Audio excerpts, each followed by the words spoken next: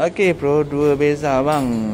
Abang cakap baru buat itu hari bulan 5 bang tapi bukan dengan kami Bukan kami. Abang kata pusing steering ada bunyi bang Bulan 5 kita baru buat. So kat sini kita tukarkan abang punya absorber mounting je lah. Sebab kalau tengok pun ni bukan ori lagi dah bang Ni bukan ori lagi dah Masalah bunyi abang tu bila pusing steering dia macam ni bang. Sebenarnya mounting ni mounting ni bang, kalau ikut original dia ada bearing plastik bang. So bearing plastik dia macam ni lah, macam ni. Tapi ni untuk Honda punya, dia terletak kat atas tu, kat atas mounting ni, plate ni, baru dia letakkan mounting, baru ikat. So bila kita pusing, absorber ni berpusing-pusing tayar, tak ada masalah bunyi. Ini dia letak nyekun ni, lepas tu bearing pun tak ada.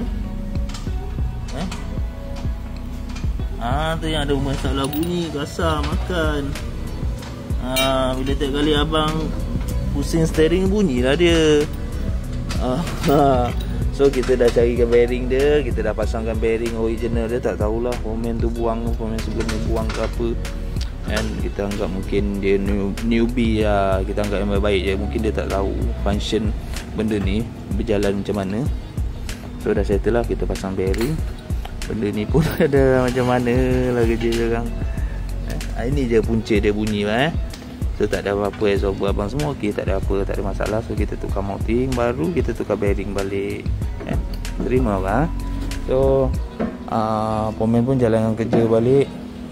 Seperti yang dah dirancang, tukar apa, oil cooler bang, air filter dah kotor sangat. InsyaAllah nanti kalau dah siap, nanti kita Roger terima bang. Masalah kecil je bang.